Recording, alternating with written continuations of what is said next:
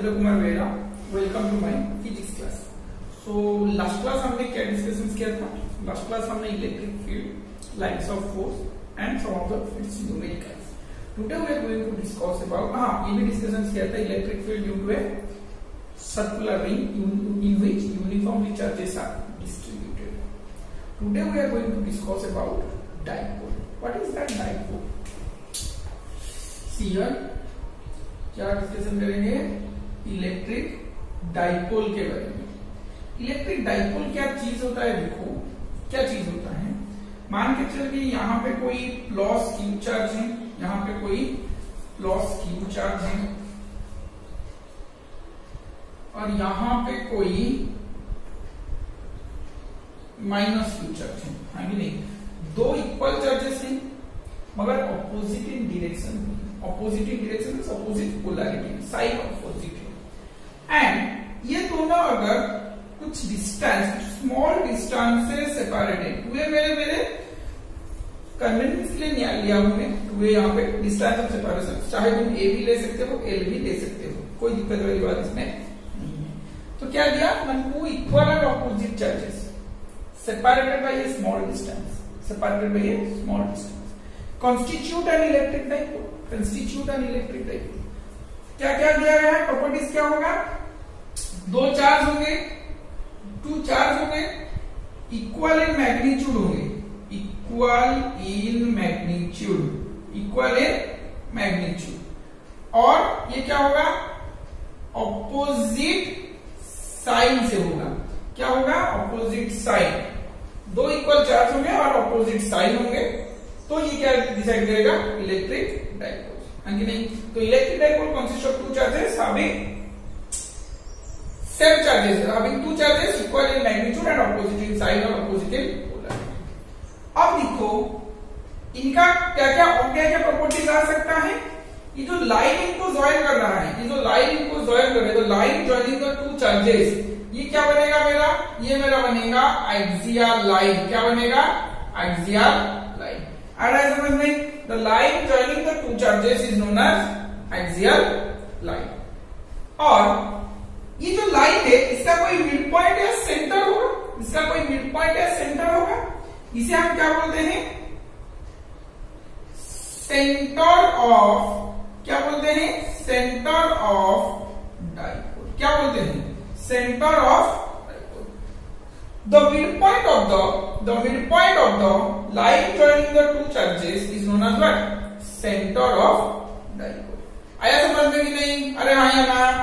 अच्छा ठीक है। अब क्या होगा? ये एक्सियल लाइन हो गया, सेंटर ऑफ डाइपोल हो गया।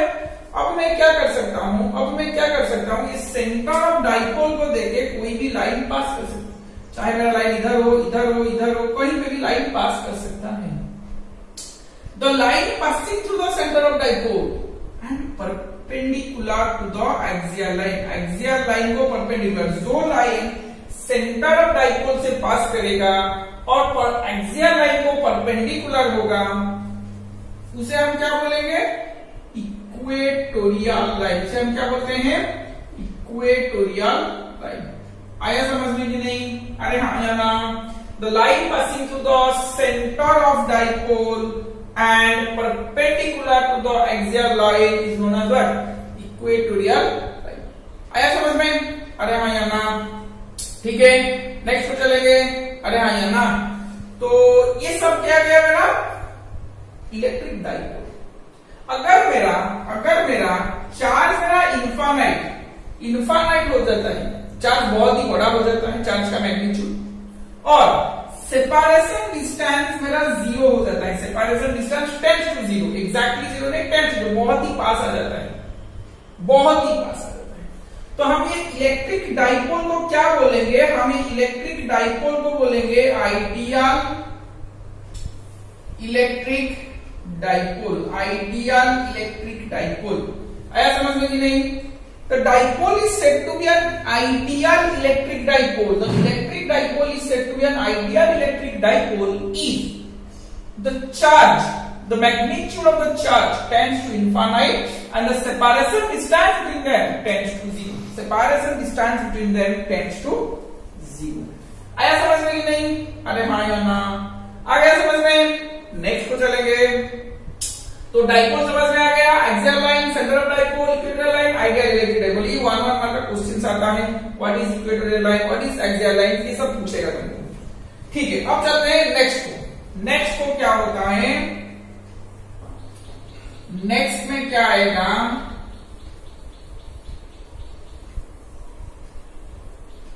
नेक्स्ट में हमारा आता है electric dipole movement. Electric dipole movement, electric dipole movement. Electric dipole movement क्या चीज होता है, देखो ये इलेक्ट्रिक डाइपोल मूवमेंट क्या चीज होता है। देखो क्या मैंने बोला था, डाइपोल कैसे बोलते हैं, यहाँ पे आएगा प्लस क्यू, यहाँ पे आएगा माइनस क्यू, दोनों के बीच का सेपरेशन डिस्टेंस क्या होगा, दोनों का बीच का सेपरेशन डिस्टेंस क्या होगा। अब मैं डाइपोल मूवमेंट कैसे करूं ना, इसको हम P से रिप्रेजेंट करते हैं। किससे रिप्रेजेंट करते हैं, P से। It is the product of, it is the product of magnitude of either charges. तुम प्लस क्यू का मैग्नीट्यूड लो या फिर माइनस क्यू का मैग्नीट्यूड लो, दोनों का मैग्नीट्यूड सेम ही आएगा, दोनों का मैग्नीट्यूड सेम ही आएगा। तो क्यू ही आएगा, प्लस क्यू का मैग्नीट्यूड क्यू भी आएगा, माइनस क्यू का मैग्नीट्यूड क्यू भी आएगा। तो it is the product of magnitude of either charges and separation distance between them, separation distance between them। separation distance क्या है, जहां पे जो separation distance होगा वही वाला का मल्टीप्लाई करेंगे। separation distance between them तो q into 2a। तो मैं डाइपोल मूवमेंट को क्या लिख सकता हूं, 2a into q, 2a into q। आया समझ में कि नहीं। Dipole movement, electric dipole movement is the product of magnitude of either charges and separation distance between them. तो p का क्या बन गया मेरा, 2aq। चार्ज तो स्केलर क्वांटिटी है, वेक्टर क्वांटिटी कौन है, वेक्टर क्वांटिटी कौन है, तो मैं ये लिख सकता हूं P का वेक्टर इक्वल टू, P का vector equal to 2a into q। आया समझ में कि नहीं, अरे एक scalar is multiplied with the vector, तो सिंपली मल्टीप्लिकेशन है, scalar is multiplied with the vector. अरे हाँ ये ना। अब तुम पूछोगे कि सर डाइपोल मोमेंट का डायरेक्शन क्या होगा, डाइपोल मोमेंट का direction is always from negative charge to positive charge. Dipole moment का डायरेक्शन क्या होगा ना, नेगेटिव चार्ज से शुरू होगा, पॉजिटिव चार्ज में एंड होगा। Negative dipole moment is always directed from negative charge to positive charge. आ गया समझ में ये वाला बात। अरे हाँ या ना। अब इसका यूनिट क्या होगा एसआई में, ये वाला को लिखेंगे मीटर, ये वाला को लिखेंगे कूलम। तो कूलम इंटू मीटर, सेंटीमीटर मत लिखना, कूलम यहाँ पे कैपिटल है, मीटर यहाँ पे स्मॉल होगा। Capital C multiplied with metre small n. SI का यूनिट क्या होगा, कूलम इंटू मीटर। अब इसका डायमेंशन क्या होगा, पी का डायमेंशन क्या होगा, चार्ज का डायमेंशन है A1 T1, लेंथ का L1, तो क्या बनेगा L1 into A1 into T1। आ गया समझ में सबको, अरे हाँ या ना, अरे हाँ या ना, आया समझ में ना, इसमें कोई दिक्कत वाली बात नहीं है, हाँ कि नहीं। अच्छा ठीक है, तो डाइपोल मोमेंट क्या चीज बना ना, negative direction is from negative charge to positive charge. Magnitude क्या बनेगा ना, magnitude of either charge into smaller distance between them, product of, हाँ कि नहीं। आ गया समझ में ये वाली बात। अच्छा ठीक है, and dipole moment is a vector quantity, dipole moment is a vector quantity, so it is added vectorically, it is added vectorically। देखो इसका एक फॉर्मूला में करता हूं, एक फॉर्मूला में यहाँ पे करता हूं, देखो कैसे बताता हूं तुमको। छोटा छोटा न्यूमेरिकल्स करेंगे, 2-3 न्यूमेरिकल ज्यादा नहीं करेंगे। मान के चल कि एक डाइपोल मोमेंट इधर है जिसका है P1, दूसरा डाइपोल मोमेंट का डायरेक्शन इधर है जिसका है P2 डाइपोल मोमेंट, और ये इसके बीच का एंगल है थीटा, इनका बीच का एंगल क्या बनेगा थीटा। एक डाइपोल मोमेंट इधर डायरेक्ट कर रहा है P1 है उसका मैग्नीट्यूड, एक दूसरा डाइपोल मोमेंट इधर डायरेक्ट कर रहा है उसका मैग्नीट्यूड P2। क्या बनेगा एंगल उनके बीच में थीटा, क्या बनेगा एंगल उनके बीच में थीटा। तो इनका रिजल्टेंट कहां पे आएगा, इनका रिजल्टेंट किधर आएगा। दो लाइन अगर दो एडजेसेंट लाइन इंक्लाइन हुए तो पैरेललोग्राम लॉ के हिसाब से हम रिजल्टेंट इधर बना सकते हैं। अरे हाँ या ना बोल। अब दो वेक्टर का रिजल्टेंट कैसे बनेगा ना, P1 का स्क्वायर प्लस P2 का square plus 2P1 P2 cos theta का स्क्वायर रूट। आया समझ में, P1 का स्क्वायर प्लस P2 का square plus 2P1 P2 cos theta, हाँ कि नहीं। अब मान के चलिए ये इनका बीच का एंगल बीटा बन गया, रिजल्टेंट का एंगल P1 के साथ क्या बन गया बीटा, तो tan बीटा क्या बन गया ना P2 sin theta divided by P1 plus P2 cos theta. आया समझ में कि नहीं? ये वाला पढ़े थे ना, जो एंगल बीटा को, जो वेक्टर बीटा को टच नहीं करेगा उसका sin थीटा, जो टच कर रहा है उसके सिंपली रखेंगे और उसका जो नहीं टच करे उसका अगेन cos चलेंगे डिनोमिनेटर में। तो tan बीटा क्या बन गया P2 sin theta by P1 plus P2 cos theta. आया समझ में? अब देखते हैं नेक्स्ट को देखते हैं छोटे छोटे न्यूमेरिकल्स में। ये फॉर्मूला लिख लो, नोट कर लो ये वाला। नेक्स्ट को देखते हैं।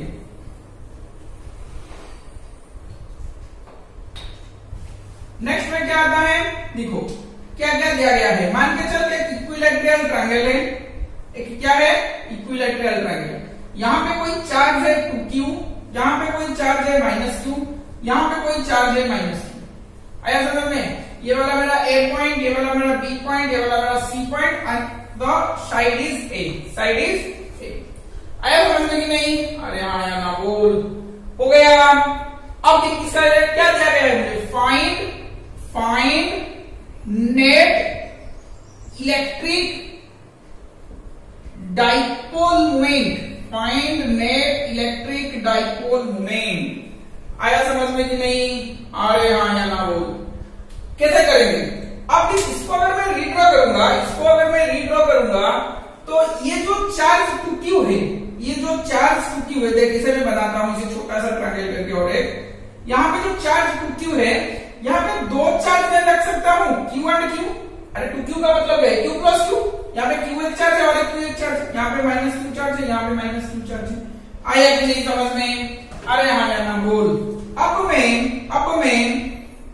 ये जो चार्ज है, ये दो एक डाइपोल मोमेंट क्रिएट करेंगे, एक डाइपोल की तरह डाइपोल मोमेंट क्रिएट करेंगे, जहां पे डायरेक्शन मेरा कुछ इधर ऐसे ही जाएगा। अरे हाँ या ना बोल। P1 लिखेंगे इसको, जिसका वैल्यू बनेगा A इंटू क्यू। मान के चलिए डिस्टेंस तो A है, इसका वैल्यू क्या बनेगा A इंटू क्यू। अब ऊपर के डायग्राम को मैं मिटा देता हूं थोड़ा सा, ऊपर के डायग्राम को मैं मिटा देता हूं थोड़ा सा। हुआ कि नहीं? अब देख ये वाला एक बनेगा कि नहीं, ये वाला एक बनेगा कि नहीं डाइपोल। अब इसका डाइपोल मोमेंट किधर आएगा, इधर ही आएगा। अरे हाँ या ना बोल। इनके बीच का एंगल क्या बनेगा, ये 60 है, इक्विलैटरल ट्रायंगल, ये भी 60 है, तो ये भी क्या बनेगा 60 बनेगा। तो P नेट क्या मेरा आएगा, P1 का स्क्वायर प्लस P2 का square plus 2 P1 P2 cos 60 क्या आएगा cos 60। अरे हाँ या ना बोल। P1 का स्क्वायर प्लस P2 का square plus 2 P1 P2 cos 60। P1 एक AQ बना तो P2 भी क्या बनेगा AQ ही बनेगा। तो मैं लिख सकता हूं P1 equal to P2 equal to P equal to AQ। अरे हाँ या ना। तो P का स्क्वायर प्लस P का स्क्वायर प्लस 2 P1 P2 वो भी P का स्क्वायर cos 60 क्या बन गया 1/2। तो इसे सॉल्व करेंगे तो क्या आएगा, 2 कैंसिल आउट हो जाएगा, 3p का स्क्वायर रूट आ गया √3p, p का वैल्यू AQ।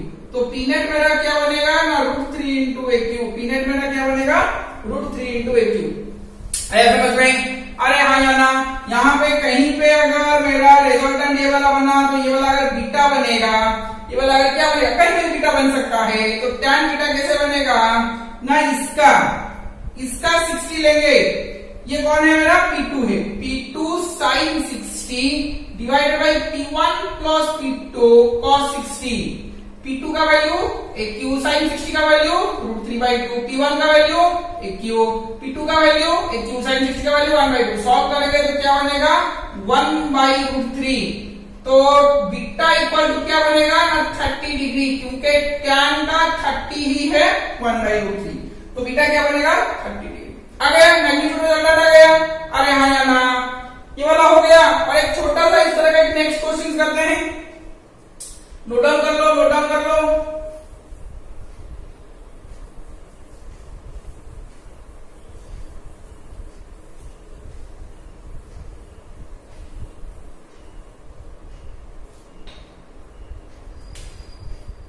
नेक्स्ट को देखो, नेक्स्ट में क्या बनता है, एक राइट एंगल ट्रायंगल दिया गया है। क्या दिया गया है मुझे, एक राइट एंगल ट्रायंगल।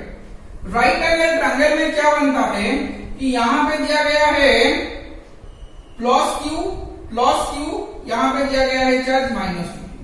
आया समझ में क्या बोल रहा हूं? यहां पे प्लस क्यू, यहां पे दिया गया है चार्ज माइनस। साइड दिया गया है ए, ये वाला वही वाला question, find net electric dipole moment, find net electric dipole moment. आया समझ में? अरे आया ना। अब कैसे करेंगे ठीक इसको? यहां पे माइनस क्यू टू क्यू को मैं लिख सकता हूं माइनस क्यू, दो चार्ज है यहां पे। अरे हाँ या ना, तो ये वाला क्यू माइनस क्यू, ये वाला एक डाइपोल बन गया जिसका डाइपोल मोमेंट, सॉरी इधर तो नहीं आएगा क्योंकि माइनस क्यू से क्यू इधर चलेगा तो इधर आएगा E1 जिसका वैल्यू है AQ। अरे हाँ या ना। अब ये वाला क्यू और ये वाला माइनस क्यू मेरा क्या बन जाएगा? एक डाइपोल मोमेंट बन जाएगा, एक डाइपोल बन जाएगा जिसका डाइपोल मोमेंट किधर आएगा? इधर ही आएगा। ये वाला क्या बन गया? P2 equal to AQ। अब P नेट मेरा क्या बनेगा? इन दोनों के बीच का एंगल कितना है? 90 डिग्री। तो P1 का स्क्वायर प्लस P2 का square plus 2P1 P2 cos 90 0 है, तो मैं सिर्फ लिखता हूं P1 का स्क्वायर प्लस P2 का स्क्वायर। तो P का स्क्वायर, P1 क्या बनेगा मेरा? AQ का स्क्वायर प्लस AQ का स्क्वायर का रूट, आंसर आएगा √2 इंटू AQ। तो P नेट क्या बनेगा मेरा? √2 इंटू AQ। कहां पे आएगा रिजल्टेंट? इधर ही आएगा P नेट, इधर ही आएगा P नेट। और ये वाला बीटा बनेगा, तो बीटा बनेगा मतलब tan बीटा इक्वल टू क्या बनेगा? tan beta equal to P2 sin 90 divided by P1 plus P2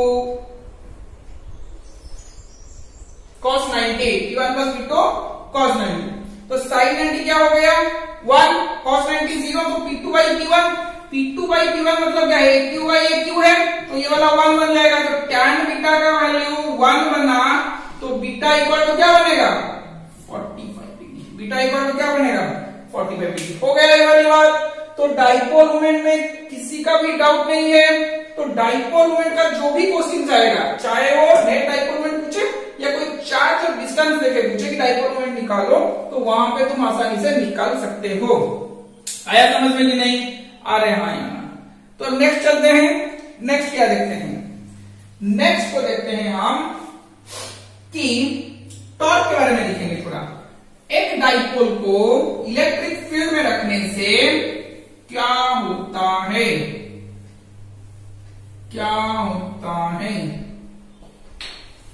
देखो क्या मैं बोल रहा हूं कि torque due to, next heading डालो, torque due to an electric dipole, torque due to an electric dipole in an uniform electric field, torque due to an electric dipole in an electric field। आया समझ में? देखो क्या होता है। मान के चल कि डायग्राम मेरा कुछ इस तरह का है।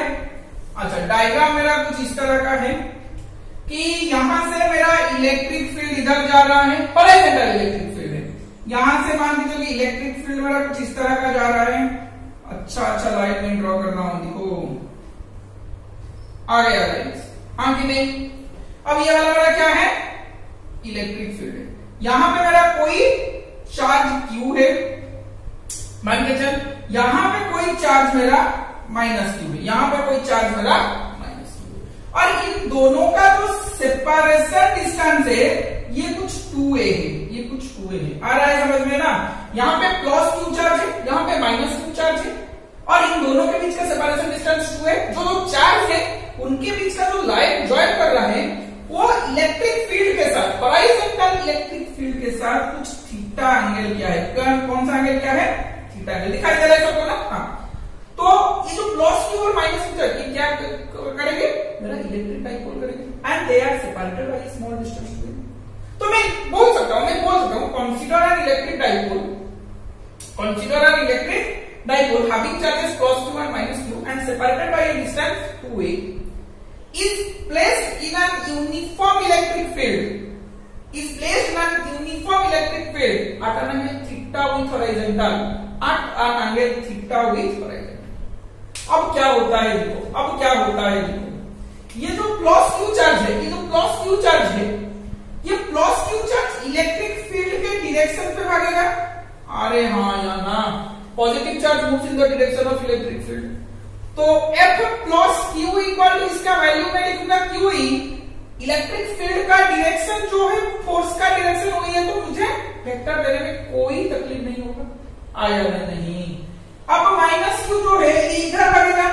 अरे हाँ या ना, तो F माइनस क्यू, क्योंकि negative charge moves in the opposite direction of electric field, तो F minus Q equal to मैं लिख सकता हूं Q इंटू E, मगर यहाँ पे इलेक्ट्रिक फील्ड इधर है, फोर्स इधर है, तो यहाँ पे मैं वेक्टर दूं तो यहाँ पे एक माइनस साइन होगा,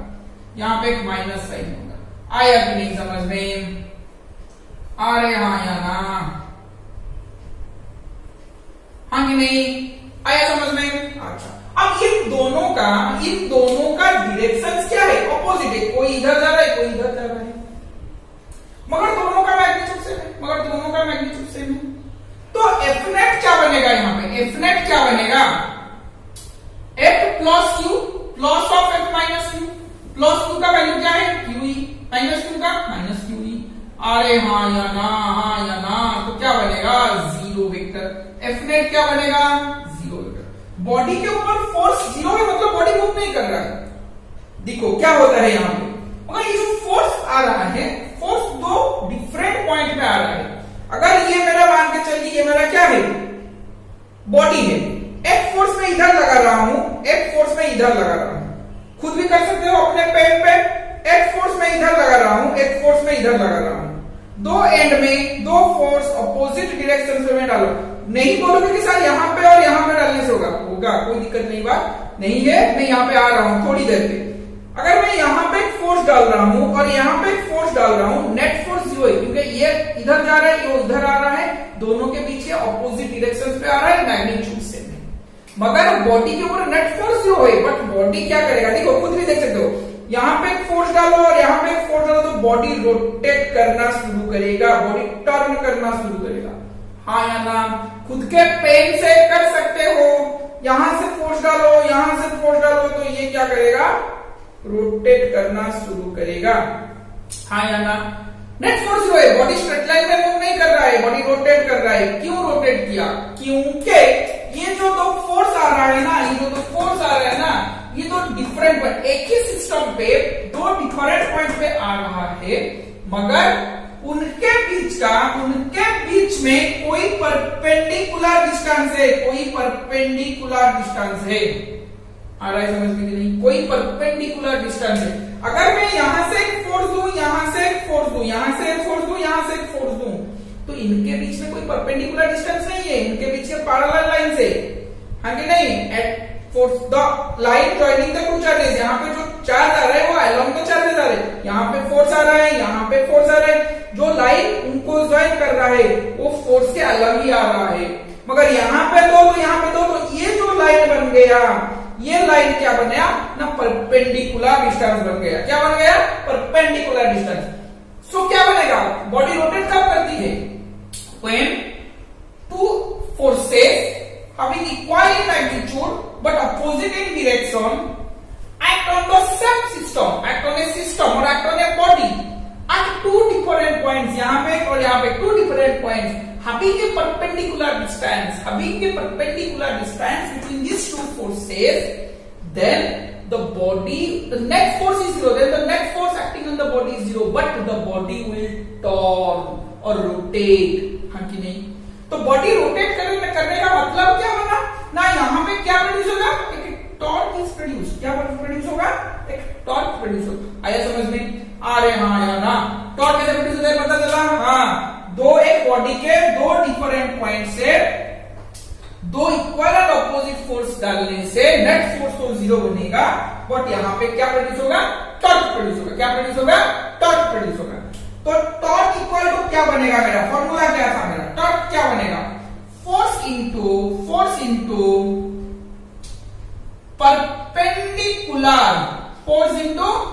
perpendicular distance between them force into, अच्छा फोर्स नहीं लिखते हैं, यहां पे लिख लेते हैं magnitude of either force, magnitude of either force into perpendicular distance between them. आया कि नहीं समझ में? अरे हाँ या ना बोल। मैग्नीट्यूड ऑफ आइदर फोर्स क्या लिख सकते हैं? QE का लो क्या माइनस QE का लो, क्या आएगा? QE इंटू E ही आएगा। परपेंडिकुलर डिस्टेंस को आसान कर, इसको पॉइंट ए दे देते हैं, पॉइंट बी दे देते हैं, पॉइंट सी दे देते हैं। परपेंडिकुलर डिस्टेंस कौन बनेगा? AC बनेगा। तो ये अगर 2a है, ये अगर 2a है तो ये वाला क्या बनेगा उसके साथ? 2a sin थीटा, क्योंकि साइन थीटा क्या बनेगा यहाँ पे? साइन थीटा इक्वल टू क्या बनेगा? AC by AB। मुझे अभी AC चाहिए तो क्या बनेगा? AB equal to sine theta, AB into sine theta. AB क्या है? 2a है, 2a sin थीटा। आया कि नहीं समझ में? अरे हाँ या ना बोल। तो AC तो Q इंटू E, AC की जगह मैं लिख सकता हूं 2a sin थीटा। क्या लिख सकता हूं? 2a sin theta. अरे हाँ या ना? तो मैं इसे थोड़ा अरेंज करके लिख सकता हूं 2aq into E sin theta. अरे हाँ या ना? टॉर्क को टाउ से रिप्रेजेंट करते हैं, तो टाउ इक्वल टू 2aq क्या बनेगा? PE sin theta. क्या बनेगा? PE sin theta. अरे हाँ या ना? P का भी डायरेक्शन होता है, E का भी डायरेक्शन होता है, तो टॉर्क मेरा क्या बनेगा? वेक्टर क्वांटिटी बनेगा। क्या बनेगा? वेक्टर क्वांटिटी बनेगा। टॉर्क का वेक्टर क्वांटिटी कैसे बनेगा? उससे अगर मैं टाउ में वेक्टर देता हूं तो PE sin थीटा एंड क्या एक यूनिट वेक्टर में मल्टीप्लाई करूंगा। क्या मल्टीप्लाई करूंगा? एक यूनिट वेक्टर। वो यूनिट वेक्टर का डायरेक्शन कहां हो गया ना? Perpendicular to the plane containing dipole moment vector and E vector. P vector इधर है, इलेक्ट्रिक फील्ड इधर है, तो उनको जो परपेंडिकुलर होगा कैसे होगा? ऐसे ही होगा।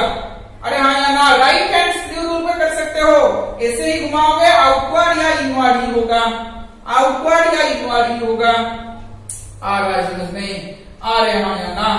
ठीक है, तो इसे हम कैसे लिख सकते हैं? Tau vector equal to P vector cross E का vector, P vector cross E का वेक्टर। आया कि नहीं समझ में? अरे हाँ या ना बोल। आया समझ में? इसका यूनिट क्या बनेगा? टॉर्क का यूनिट, फोर्स का unit newton, perpendicular distance metre. तो यूनिट इसका क्या बनेगा? Newton into metre, newton into metre. Torque क्या करता है? डाइपोल को घुमाता है, डाइपोल को घुमाता है in an uniform electric field. आया कि नहीं समझ में? अगर थीटा मेरा 0 हो गया, थीटा मेरा 0 हो गया तो साइन थीटा क्या बनेगा? 0 ही बनेगा। तो टॉर्क क्या होगा? 0 होगा। टॉर्क 0 होने का मतलब क्या है कि ये मेरा ऐसे था, इलेक्ट्रिक फील्ड ऐसे जा रहा था, ये मेरा ऐसे था, तो यहाँ पे कुछ फोर्स इधर जा रहा था, यहाँ पे कुछ, तो ये रोटेट करता था।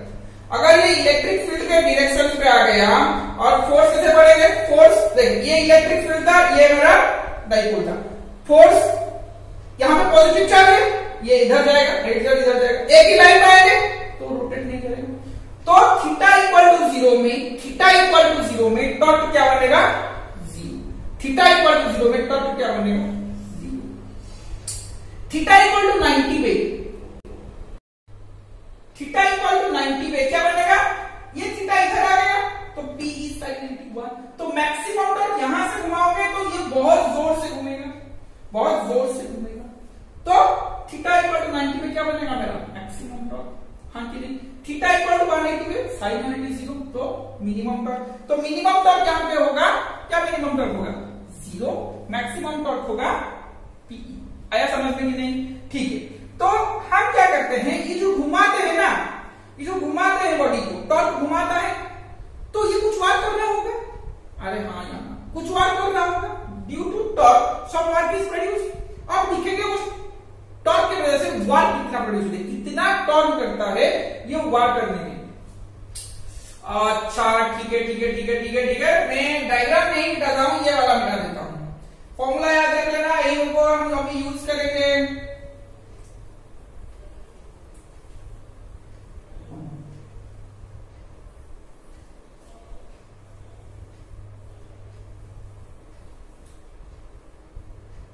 अब दिख क्या बनेगा, अब दिख क्या बनेगा मेरा, वर्क डन। ये क्या है, वर्क डन।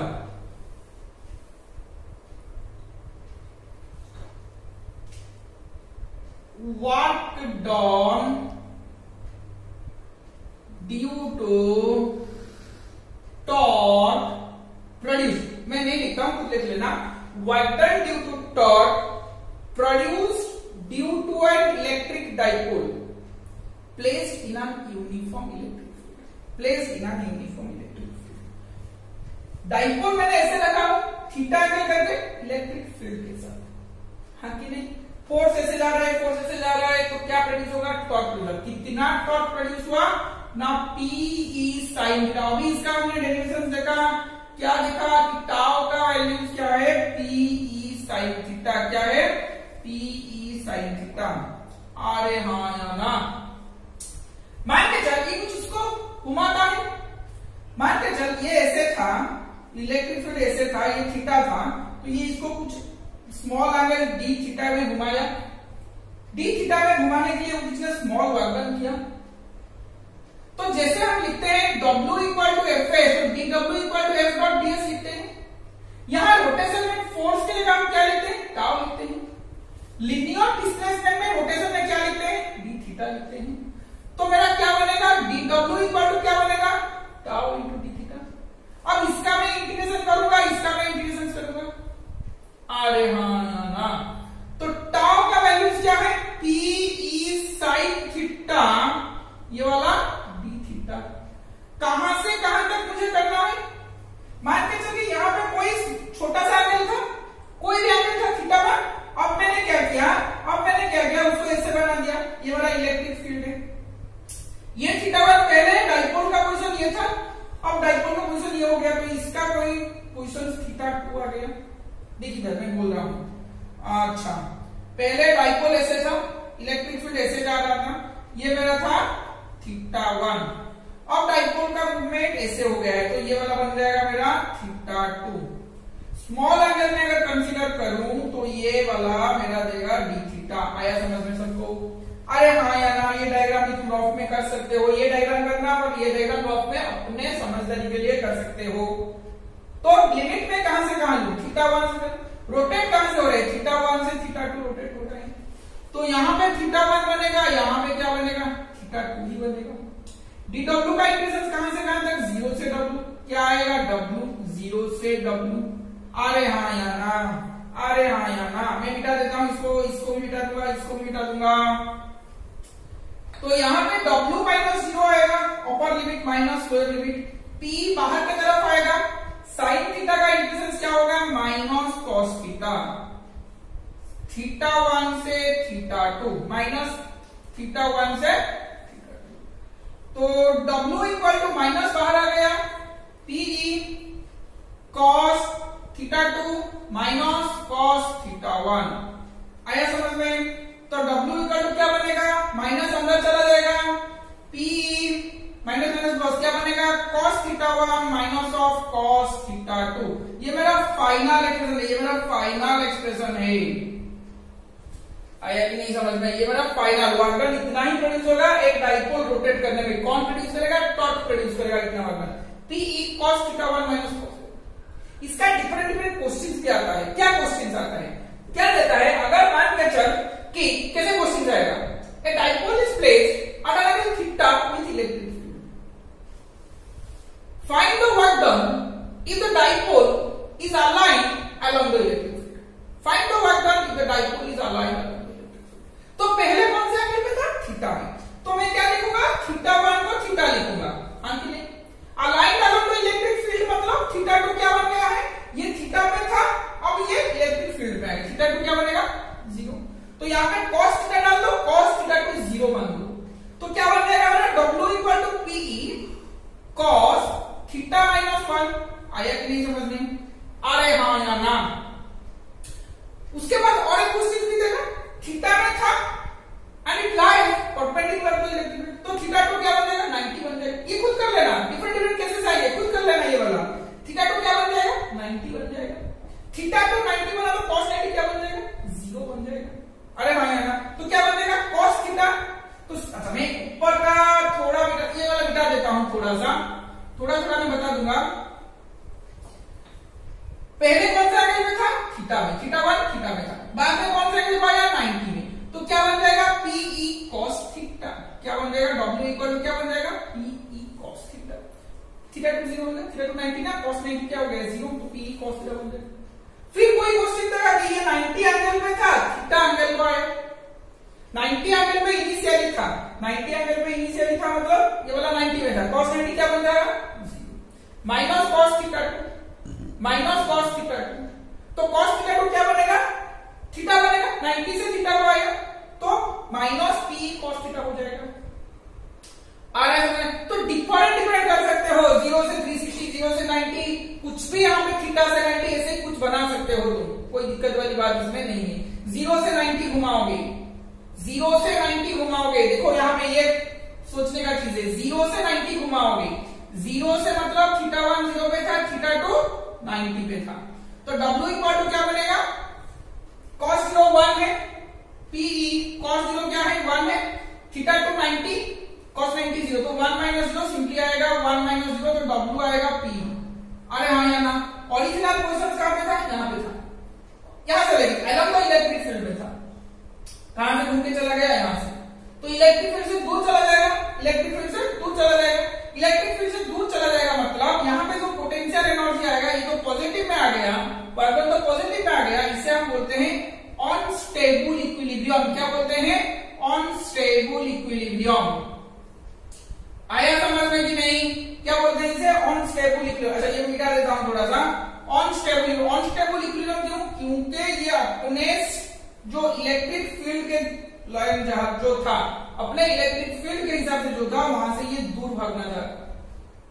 अगर ओरिजिनल पोजीशन से ये दूर भागने चलेगा, अगर ओरिजिनल पोजीशन से दूर भागना, इक्विलिब्रियम पोजीशन से दूर भागना चलेगा, दूर जाना चाहता है, तो वहां पे जो इक्विलिब्रियम रहेगा वो अनस्टेबल इक्विलिब्रियम रहेगा।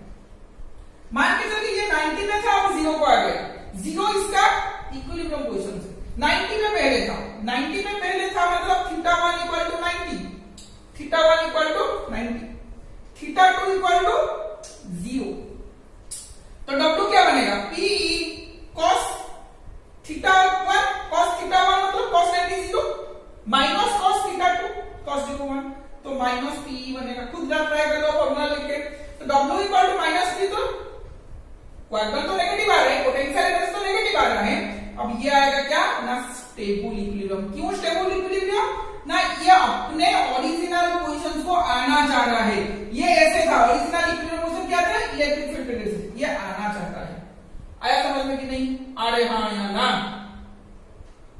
उसके बाद फिर और केस आता है कि थीटा 1 मेरा 90 में था, मैंने थीटा 2 भी 90 कर दिया,